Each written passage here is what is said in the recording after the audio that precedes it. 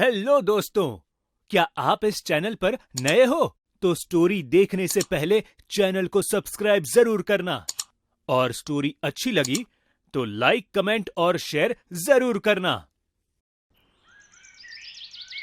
बहुत पुरानी बात है। एक श्यामपुर नाम का राज्य था, जहां का राजा बहुत ही अच्छा था और उसकी प्रजा उसे बहुत पसंद करती थी। उसी राज्य में एक किसान रहता था जिसका नाम महेंद्र था। महेंद्र एक बहुत ही मेहनती किसान था और राजा भी उसको जानता था, क्योंकि वह राज्य के सारे किसानों का सरदार था और राजा तक सभी कृषि संबंधित जानकारियां पहुंचाया करता था। मैं राजा के दरबार जा रहा हूं। मुझे उनको इस महीने की लगान का कच्चा चिट्ठा देना है।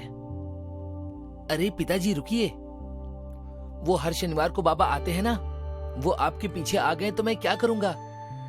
कुछ पैसे देकर जाओ ना उन्हें देने के लिए। अच्छा हाँ, ये लो। महेंद्र पैसे देकर चला जाता है। उसके जाने के बाद मुन्ना मन ही मन मुस्कुराता है और सोचता है एक बार फिर से मैंने पिताजी से पैसे निकलवा लिए। इतना समय हो गया है पर पिताजी अब तक समझ ही नहीं पाए कि कोई बाबा है ही नहीं। हर शनिवार मैं ही बाबा बनकर उनसे पैसे लेने आता हूँ। महेंद्र तो रोज काम पर चला जाता था, पर मुन्ना को घर में गाय भैंसों की देखभाल करनी होती थी। पर इसमें भी वो अपनी चालाकी का इस्तेमाल करता था। बच्चों, तुम लोगों को गुड्डा गुड़िया का खेल देखना है और मोतीचूर के लड्डू खाने हैं? हाँ हाँ, हमें खाने हैं, हमें खाने हैं। तो मेरा एक काम करना पड़ेगा। ये जो गाय भैंसे दिख रही है ना तुम्हें, इन्हें नहलाओ और चारा खिलाओ, ठीक है? बस इतना सा काम, ये तो हम अभी क्षण में कर देंगे। पर पक्का वादा है ना कि आप हमें लड्डू खिलाएंगे? हाँ क्यों नहीं। मुन्ना अपनी बातों से कभी नहीं पलटता। बच्चे पूरी मेहनत से गाय भैंसों को नहलाते हैं और चारा खिलाते हैं।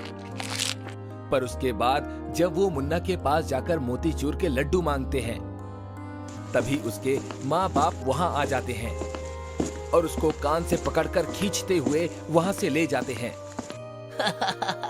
बड़े आए लड्डू खाने वाले।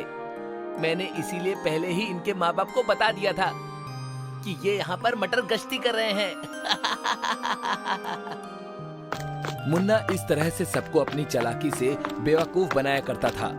जो लोग उसके इस जाल में फंसते थे वह उससे बहुत नफरत करते थे। कुछ लोगों ने तो उसके पिताजी से उसकी शिकायत भी की थी। मुन्ना, मुझे जब देखो तुम्हारी शिकायत मिलती रहती है।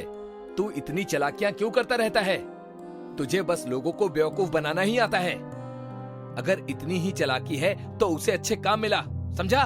हाँ समझ गया पिताजी।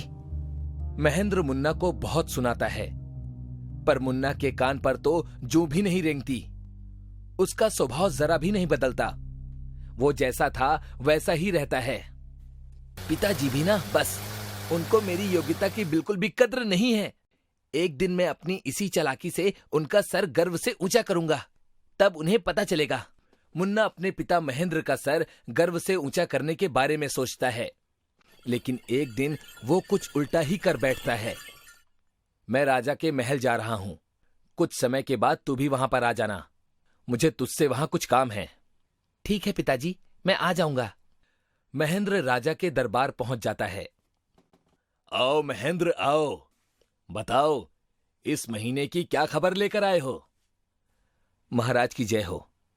महाराज, खबर तो यह है कि हमेशा की तरह इस बार भी खेती बहुत अच्छी हुई है और सारे किसानों ने लगान भी समय पर दिया है।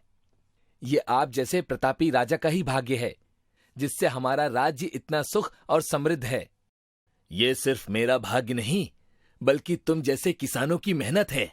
अगर तुम मेहनत ना करो तो यह राज्य भूखा मर जाएगा। इसके बाद महेंद्र झिझकते हुए कहता है, ये कहना तो आपका बड़प्पन है।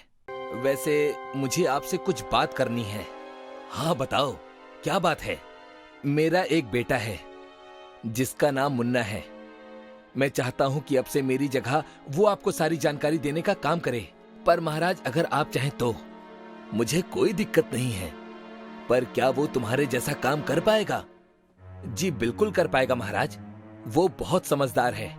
मैंने उसको बुलाया है, वो बस आता ही होगा, आप भी उससे मिल लीजिएगा। ठीक है। तभी एक सैनिक भागता हुआ आता है और कहता है, महाराज की जय हो। महाराज, एक लड़के ने छोटे राजकुमार को भविष्य बताने का झांसा देकर उनसे उनकी पुश्तैनी अंगूठी ले ली। क्या कहा? तो तुम लोगों ने उस लड़के को पकड़ा या नहीं? जिस समय रहते ही हमने उसे पकड़ लिया। तो लेकर आओ उस लड़के को हमारे सामने। सैनिक उस लड़के को अंदर लेकर आते हैं। महेंद्र उस लड़के को देखकर हैरान रह जाता है, क्योंकि वो उसी का बेटा मुन्ना होता है। क्यों लड़के, बहुत चालाकी आ रही है। अपने राजकुमार को बेवकूफ बनाने निकले थे। बताओ, तुम्हें क्या सजा दूं? कैद खाने में डालूं या फिर कोड़े लगवाऊं? मुझे माफ कर दीजिए महाराज, आगे से ऐसा कभी नहीं होगा। तभी मुन्ना की नजर महेंद्र पर जाती है और वो कहता है, पिताजी, आप कुछ कहिए ना। क्या कहा? पिताजी? महेंद्र, क्या ये तुम्हारा बेटा है? जी महाराज। ये सुनकर राजा और भी ज्यादा गुस्सा हो जाते हैं और महेंद्र से कहते हैं, तुम्हारे लड़के की ऐसी हरकत है और तुम इसे दरबार में काम पे लगाना चाह रहे थे। मेरा मन कर रहा है कि मैं इसे 100 कोड़े लगवाऊं, पर ये तुम्हारा बेटा है, इसीलिए सिर्फ समझाकर इसे यहाँ से भेज रहा हूँ, पर आज के बाद ये यहाँ पर नजर नहीं आना चाहिए। महेंद्र बहुत अपमानित महसूस करता है। घर वापस आकर वो अपने बेटे मुन्ना को घर से निकाल देता है और कहता है, मैंने तुझे समझाया था, पर तुझे मेरी बात समझ नहीं आई। तू इस घर से चला जा। अब मैं तुझे अपने घर में और नहीं रख सकता। तूने राजा के सामने मेरी नाक कटवा दी। चला जा यहाँ से। मुन्ना बहुत शर्मिंदा होता है, पर वो कुछ नहीं कह सकता था, इसीलिए आंखों में आंसू लेकर वो वहां से चला जाता है और एक धर्मशाला में रहने लगता है।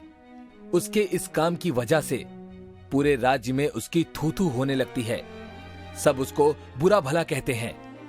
मैं अपने पिताजी का सर गर्व से ऊंचा करना चाहता था, पर उल्टा मैंने उनकी नाक कटवा दी। मैं बहुत बुरा बेटा हूँ। हे भगवान, अब मैं क्या करूँ? कुछ समय गुजर जाता है और फिर एक दिन पता चलता है कि पड़ोसी राज्य श्यामपुर में कब्जा करने आ रहा है। ये खबर सुनकर राजा समेत सभी लोग घबरा जाते हैं, क्योंकि पड़ोसी राज्य की सेना श्यामपुर से अच्छी खासी बड़ी थी।